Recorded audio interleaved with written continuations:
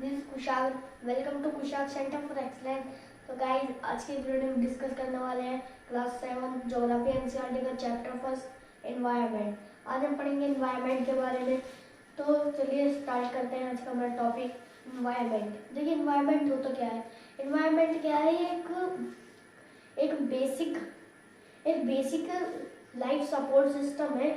यानी कि ये लाइफ सपोर्ट करता है ये बेसिक सिस्टम है एक हमारी लाइफ सपोर्ट करने का। ये इन्वायरमेंट वर्ड यानी कि इन्वायरमेंट का मतलब क्या है? ये एक फ्रेंच वर्ड था, इन्वायरनर। इससे क्या हुआ कि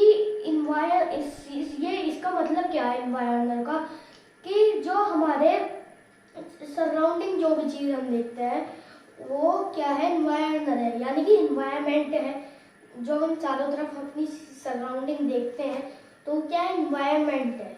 देखिए, चलिए एक स्टोरी से समझते हैं। देखिए, क्या है स्टोरी ऑफ रवि की स्टोरी है। क्या है कि रवि समर वेकेशन हुई थी। समर वेकेशन जब खत्म हो गई तो वो अपने स्कूल वापस आया। तो उसने देखा कि उसके स्कूल के पास वाला जो प्लेग्राउंड था, वहाँ पर उसने देखा कि वो बहुत ब्यूटीफुल था पहले प्लेग्राउंड। तो वो उसकी फेवरेट जगह थी प्लेग्राउंड। तो वो बहुत दुखी हुआ क्योंकि वहाँ पे गड्ढे हो गए। क्यों गड्ढे हो गए? क्योंकि बिल्डिंग्स बन रही थी, वहाँ पे बिल्डिंग्स बन रही थी, इसलिए वहाँ गड्ढे हुए। इसलिए बहुत वो सैड हो गया। कौन? रवि। फिर वहाँ पर उसके प्रिंसिपल आए। तो प्रिंसिपल ने कहा कि यहाँ का एनवायरनमेंट चेंज हो गया। फिर उसने अपने टीचर से पूछा कि यहाँ एनवायरनमेंट क्या होता है। उसके टीचर ने बताया जो भी हम अपनी सराउंडिंग जो भी चीज देखते हैं वो एनवायरनमेंट है, और ये एनवायरनमेंट चेंज भी होता रहता है। उसके टीचर ने बताया। तो इससे दोस्तों हमें पता चला कि एनवायरनमेंट क्या होता है। पर देखिए, ये हमारे लिए प्रोवाइड करता है। It provide us water for drink, air for breath, food for eat, land for live. ये हमें इतनी चीजें प्रोवाइड करता है। कौन? इन्वायरमेंट। और देखिए, कंपोनेंट ऑफ इन्वायरमेंट के क्या क्या कंपोनेंट है? इन्वायरमेंट के 3 कंपोनेंट है, नेचुरल इन्वायरमेंट, एक ह्यूमन इन्वायरमेंट, एक ह्यूमन मेड इन्वायरमेंट। देखिए, फर्स्ट कि नेचुरल इन्वायरमेंट क्या होता है। नेचुरल इन्वायरमेंट में जो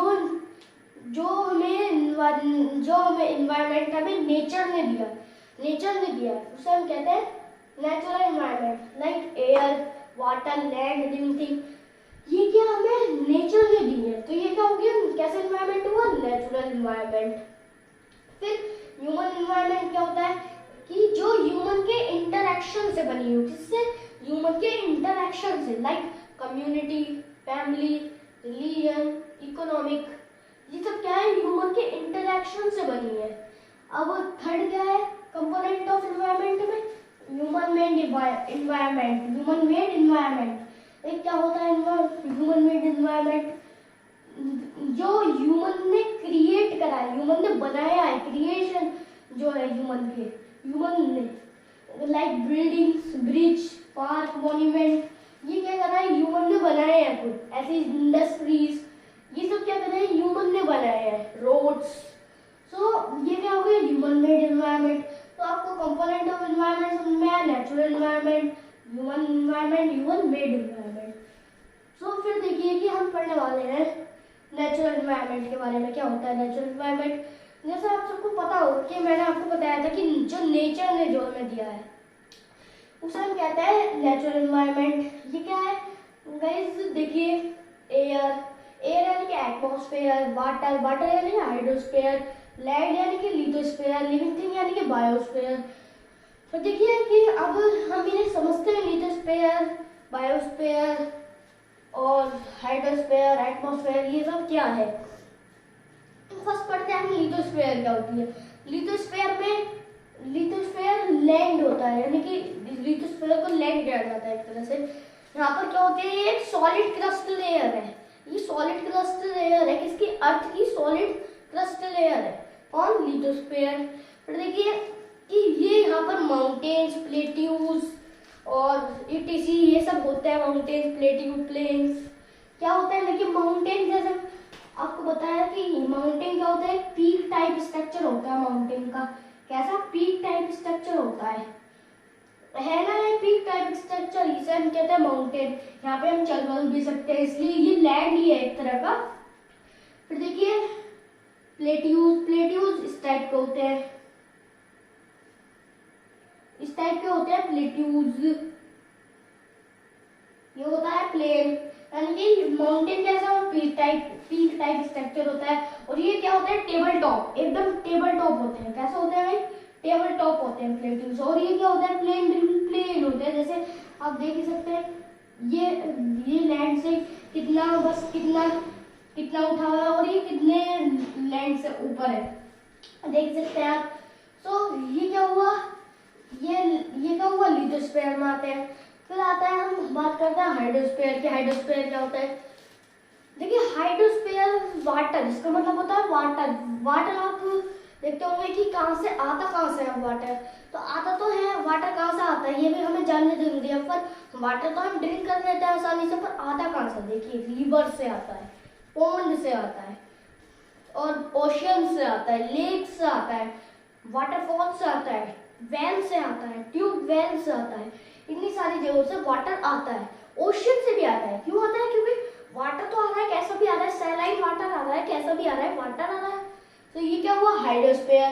फिर आता है एटमॉस्फेयर, यानी कि एयर क्या होती है। देखिए क्या होती है कि ये एटमॉस्फेयर में एक लेयर होती है अर्थ की, सबसे आउटर में लेयर होती है। कैसी लेयर होती है, देखिए कि मान लीजिए कि ये हो गई हमारी अर्थ, और ये इसके चारों तरफ है ये एटमॉस्फेयर की लेयर है। और ये क्या करती है, एटमॉस्फेयर की लेयर, बिल्कुल इसे हम कहते हैं अर्थ की चादर भी कहते हैं, इसे हम चादर भी कहते हैं अर्थ की। तो इससे क्या करती है, ये हमारे चारों तरफ रहती है। अब देखिए कि ये हमें प्रोटेक्ट करती है किससे, हार्मफुल रेज से। किसकी, सन की। जैसे सन है,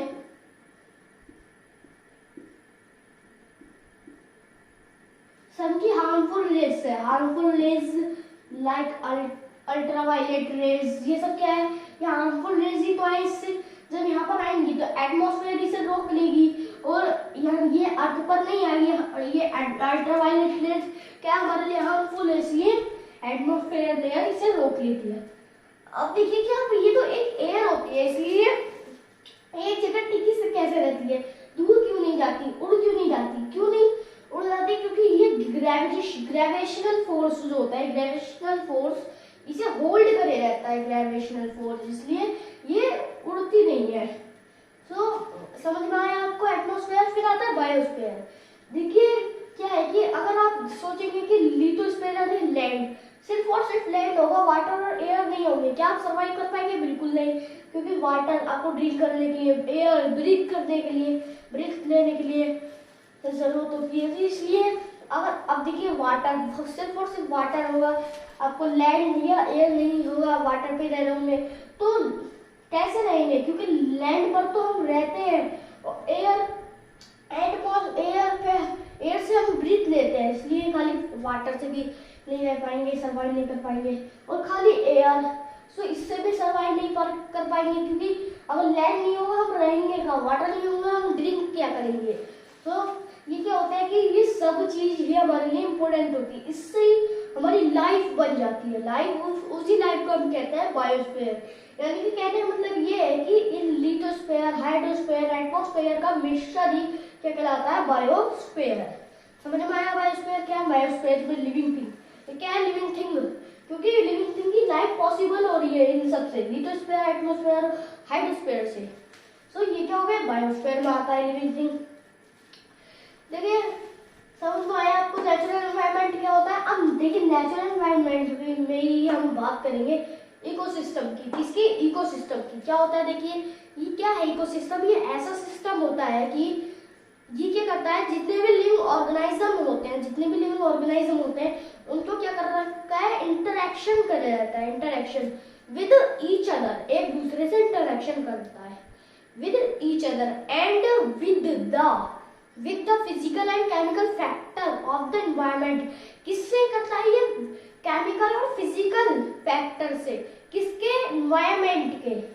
जो क्या होती है, इससे हमारी लाइफ बन पाती है। और ये क्या करते हैं, ट्रांसफर करते हैं एनर्जी और मटेरियल्स को एक दूसरे में ट्रांसफर कर देते हैं। कौन? इकोसिस्टम की हेल्प से, लिविंग ऑर्गेनिज्म।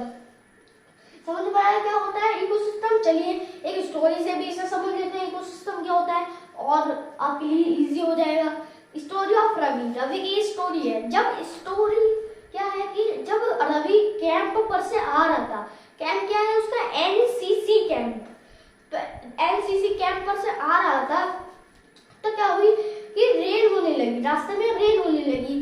केरला में रहती थी उसकी एक फ्रेंड, उसने कहा कि केरला में रहती थी उसकी फ्रेंड, उसने कहा कि मुझे बहुत मजा आ रहा है, मैं हैप्पी हूँ, क्योंकि केरला में क्या होती है, वो रेन होती है, इसलिए वो हैप्पी थी। पर एक उसका फ्रेंड राजस्थान में रहता है, इसलिए वहाँ पर डेजर्ट जैसे एरियाज हैं, सो वहाँ पर बारिश रेन नहीं होती, इसलिए वो सैड था।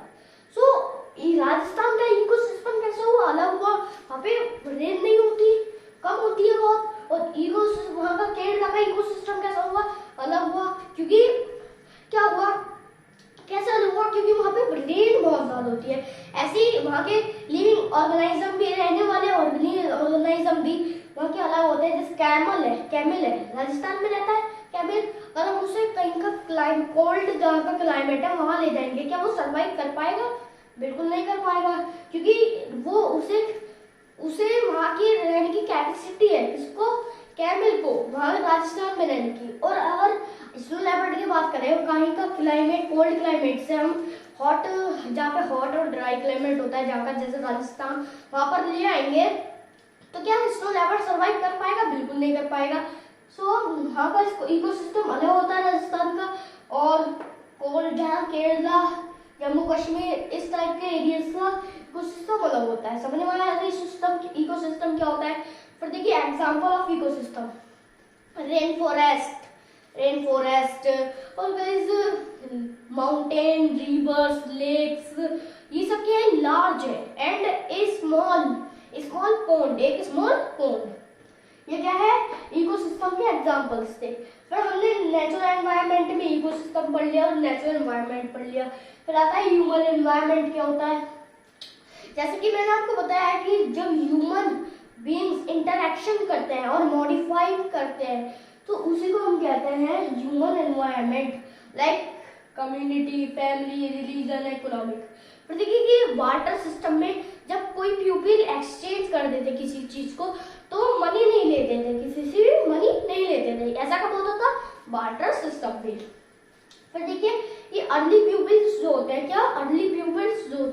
वो क्या करते थे? इंटरैक्ट और मॉडिफाई कम करते थे।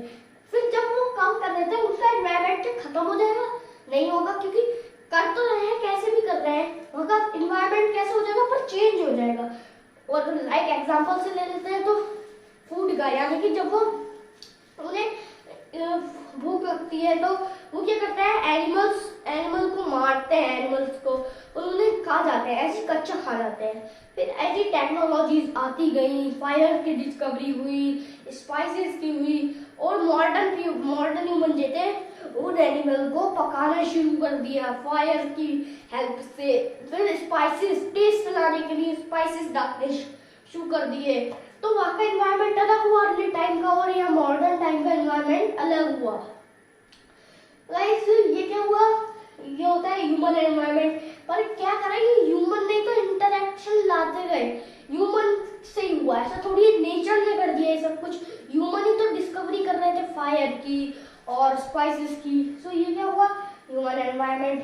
पर देखिए कि ह्यूमन एनवायरनमेंट में कम्युनिटी आती है, कम्युनिटी, फिर फैमिली, रिलीजन, इकोनॉमिक। जैसे मैंने आपको बताया था कि फैमिली, देखिए फैमिली जब बहुत सारे पीपल जब होते हैं, मिल जाते हैं, उन्हीं को फैमिली कहते हैं। जब कई सारी फैमिली इंटरैक्ट करती है उसी को कम्युनिटी कहते हैं।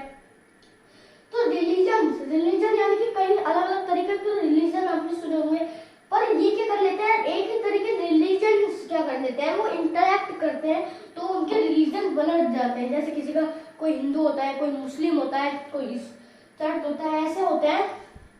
फिर इकोनॉमिक यानी कि इकोनॉमिकल लाइफ उनकी अलग है, यानी कि कोई बिजनेस अलग कर रहा होता है, कोई अलग बिजनेस कर रहा होता है।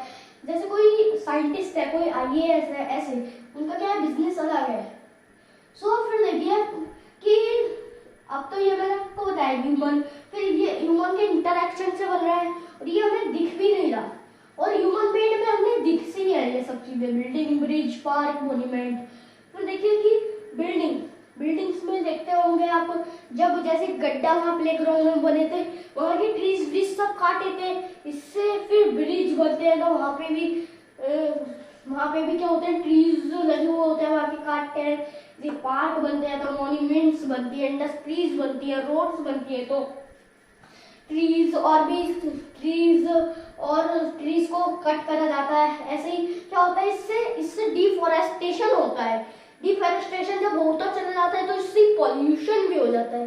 फिर डिफोरेस्टेशन और पॉल्यूशन जब होते हैं, इससे ग्लोबल फार्मिंग होती है। सो ये था आज का हमारा चैप्टर, इसमें हमने एनवायरनमेंट के बारे में पढ़ा था। सो देखिए, चलिए, तो यही थी आज की हमारी वीडियो। इसी वीडियो को हम यहीं खत्म करते हैं। चलिए मिलते हैं नेक्स्ट वीडियो के साथ, गाइस, बाय।